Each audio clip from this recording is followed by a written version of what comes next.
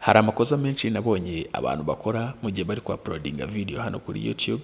Ayo makosa yayakora bigatuma video ze zijya kuri YouTube zisa nabi, kandi yari ayifite muri device ye igaragara neza, isa neza, yagera kuri YouTube ikajya ifite amashaza igaragara nabi, cyangwa se yaba itagaragaye nabi, itatakazije resolution, amajwi akaba avuga nabi. Muri iyi video tugiye kurebera hamwe ayo makosa abantu benshi bakora ariko batajya bitaho, batazi ko ari n'amakosa bakora mu gihe bari uploadinga video.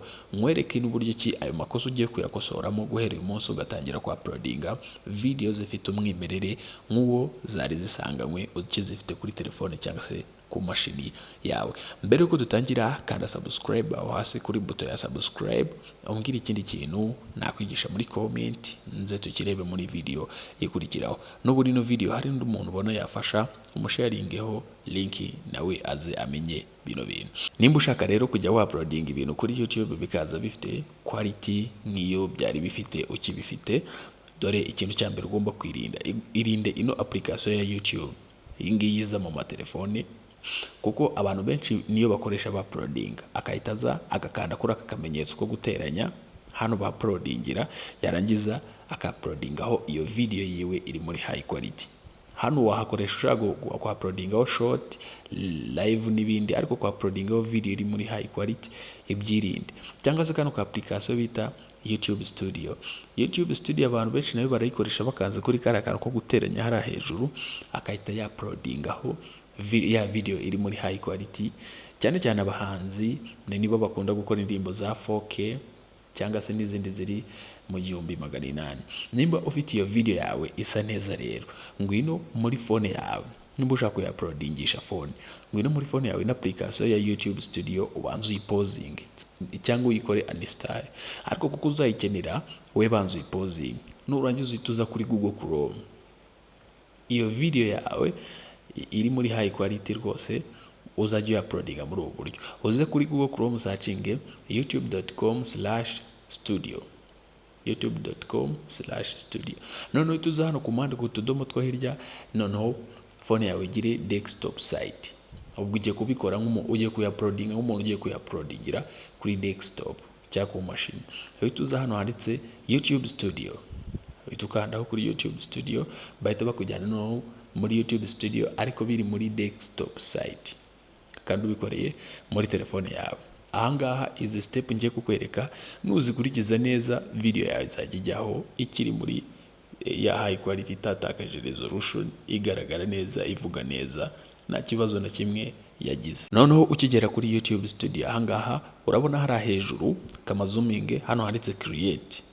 Iyo ukoze hariya kuri create, ubwo ugiye gucreatinga ya content yawe, uploadinga, kujya live, gucreatinga post cyangwa se na new podcast. Kuko twe dushaka uploadinga, turakora kuri upload karako hejuru, bahita bagushyira aho guselectinga file yawe, kuko baba bayifashe nka desktop, kuko igize desktop site, ukaza ugaselectinga file. Noneho bahita bakujyana muri ya phone yawe, ukajyana muri media cyangwa se pictures, warangiza ukaza ugaselectinga ya video ushaka gushyiramo. Dore ngiyi imaze kuyikora muri InShot. Iyo umaze kuyiselecting tayari ititangira kuya-uploading. Ariko mu gihe iri kuya-uploading, nawe hari ibyo ugomba kuba uri kuzuza ahangaha, amakuru uba uri guhereza YouTube kugira ngo bamare ku-uploadinga video yawe bahita bayisakaza kuri ba bantu. YouTube igenda isakaza video yawe bitewe n'amakuru wayihaye. Nimba wayihaye amakuru ko iyo content ari yo mu Rwanda, irahita isakaza mu Rwanda. Hano tugeze rero niho ugomba kwitondera cyane, niho ugomba kwitondera, biragusaba noneho kureba akantu ku kandi. Urabona video yacu irimo iri uploadinga iri kuri 0%. Irimo iri uploadinga. Noneho mu gihe irimo kuya-uploadinga, nanjye ngiye kuba nsubiza bino biri hano bambajije. Urabona ni step zigera muri enye, urasimba akambere ugasoje, ukora next, ukajya ku ka kabiri, next aka gatatu, aka kane, aka gatanu hara hejuru. Ikintu cya mbere bakubaza ni title y'ino video. Title kwa kundi umuntu ashobora gusearchinga wenda ngo uko baformata telefone, bakahita bazana ino video yanjye, kubera ko nayihaye iyo title urimo urakenera muri iyo minsi cyangwa se ukeneye. YouTube iti ihereza iyo video yanjye kuri uwo muntu usearchinze iyo title. Title rero ni rya jambo ushyira kuri video kugira risobanura video yawe. Iyo usoje gukora title rero, munsi hari icyo bita description. ni kwa gusobanura noneho ibiri muri video yawe utanze aho ngaho. Aho ngaho muri description ni naho utagingira, ni naho upiningiraho umuntu link. Abantu benshi ibintu byo gupininga nabonye bakunze gupininga muri comment, ariko siko abantu benshi bajya muri comment cyane kurusha uko baba basoma description, kuko description iyo ibiri munsi ya title ya video. No kuvuga ngo nimba hari nk'umuntu ushaka gupiningira video, ushaka kugira iki, hano muri description uraza ukavuga ibiri muri video yawe nimba ari ukwigisha ukuntu ba uploadinga video kuri YouTube step by step, urabyandika nyine ibyo tujye kureba muri video, noneho warangiza ukahita upiningiramo na wa muntu. Urugero ari nk'umuntu uri kwamamariza ukavuga ati ushaka ibicuruzwa byiza ca kuri ino website, ugahita ushyiramo iyo link ya website. Ushobora no kwipiningaho nawe ubwawe ushaka nko gukuza account zawe, ni urugero nka Instagram, ukavuga ati ushobora kudukurikira kuri izi mbuga nkoranyambaga. Noneho munsi yaho hano urabona ushyiramo amagambo menshi cyane kabisa, menshi ashoboka. Ushobora nko gushyiraho page yose y'amagambo y'ibyo ushaka kuvuga muri description y'ibiri muri video yawe. Noneho munsi yaho hari aha thumbnail. Thumbnail nabigishije ukuntu bakora thumbnail, abanyeshuri banjye cyangwa se abakurikirana ino channel murabizi gukora thumbnail, musigaye mukora thumbnail nziza kuko ngenda basura cyane. Hari aba content creator benshi twigisha ngaha, kandi ndabibashimira ko amasomo yacu abafasha, nubwo ababishimira ari bakeya, ariko njyewe ndabakurikirana, ngenda ndeba umuntu nigishije sinamuyoberwa. Noneho thumbnail hano munsi ugashyiraho thumbnail. Hano turacyari ku ga step ka mbere, ibi turi gukora aha ngaha byose biri ku ga step ka mbere. Hari hejuru byitegereze, akambere nitugasoza turakora next, tujye ku ka kabiri nitugasoza tukore next, gutyo urabona thumbnail hano nshobora kwishyiraho. Munsi rero ushobora gufata video yawe ukahita ushyira muri playlist, nimba ari playlist wakoze, reka njye mpite nyishyira muri playlist yitwa IT Panda, ni naho nshyiramo video zanjye, mpita nkora done. Noneho hano munsi barambaza ngo iyi video nayikoreye abana cyangwa se ntago nayikoreye abana, mpita nshyira kuri no, it is not made for kid. Iyo ushyize kuri yes made for kid, ntago video yawe igira views nyinshi, kuko ubuvuze ko ari y'abana, kandi abana bareba YouTube ni bakeya kabisa. YouTube ntago ipublishinga cyane. Ukaza ukuzamo tags nabigishije umumaro wazo. Uraza ukitagingaho ubwa mbere, ugatagingamo abandi mukora bimwe, ugatagingaho ibintu byose byerekeranye na video wakoze, Ibi ngibi bigufasha iki? Cyagihe umuntu arimo arasacinga kuri YouTube, na YouTube nahita nka search engine, search site, niko nabyita.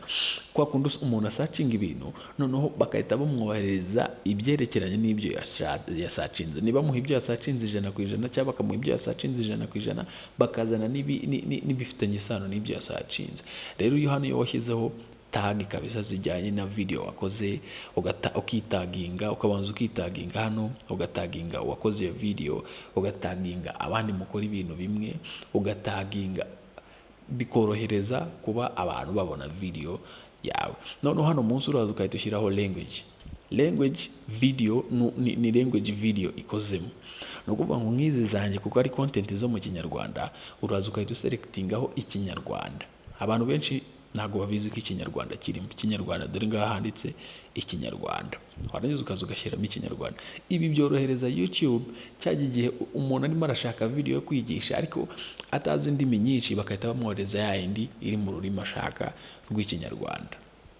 Ugakomeza ugatanga amakuru yibanze hano, utu twose ukaza ukaducamo, ukemerera content yawe nimba bashyiraho comment cyangwa se batashyiraho comment. Urabona ni ibintu byinshi hano ubugomba kuzuza. Ndakeka utwibanze hano turaturebye. Urabona video yacu hano hasi iracyari uploading, igeze kuri rimwe kubera ko connection yanjye ari nkeya. Iyo usoje rero uhita ukanda next. Ugikora next bahita kuvana kuri ka step ka mbere ko hejuru bakakujyana ku ga step ka kabiri. Nkanjye uri monetize, mitanza nkafungura ino video ko nkeneye ko bazayimemberaho, nkayigira on monetize, ngakora done. Niyo nkeneye ko ino video itazamemba, nyikoze for fun, hari amagira off, ntibirirwe bashyiramo ama ad n'ibiki. Noneho nkahita nkora next, hano YouTube ikaza ikambaza ibibazo byose barambaza, iyi video yawe ibintu bijyanye n'ibi nabirimo. Iyo nsanze nabirimo nkora kuri none above, nkahita nza ngakora submit. Ntabwo wajya kuri next ino submit utarayikanda. Ni urugero nk'ubu ndamutse nshatse gukanda kuri next, hari hejuru hahita haza akantu k'umutuku kambwira ngo banza ukande submit, wemerere YouTube ko aya makuru utanze koko ku bibazo twakubajije ari ay'ukuri. Warangiza ukahita ukanda kuri submit. Ukimara gukora kuri submit bahita baguhereza uburenganzira bwo gukora next, ukajya ku yindi level cyangwa se step yindi yo kwa uploading. Urabona rero buno buryo bwo kwa uploadingamo, iyo waciye hahandi kuri application ntago bino bintu ujye ubibona. Nimba ujye ubibona ubimbwira muri comment, ariko njye icyo nzi cyo iyo waciye kuri application ya YouTube ugiye kwa uploadinga bisanzwe, bino bintu tugiye tubona hano hejuru twose tugiye ducamo ntago hariya wapfa kubibona. Urabona ko hari amakuru menshi ubu datanze kuri YouTube, kandi ayo makuru YouTube biyakeneye. Niyo mpamvu usanga video yawe rero batahitayeho cyane ngo bayishyireho imbaraga, kuko nta makuru yayo bafite. Niyo wanayishyizeho bayishyiraho ubona yatakaje quality, ubona bitameze nk'uko wari ubifite. Nimba rero wajyaga wa uploadinga ugakora ari amakosa yo guca kuri application cyangwa se kuri YouTube studio ya application, ayo makosa ntuzongere kuyakora. Nk'umuntu wawe nkugiriye inama uzajya wa uploadinga.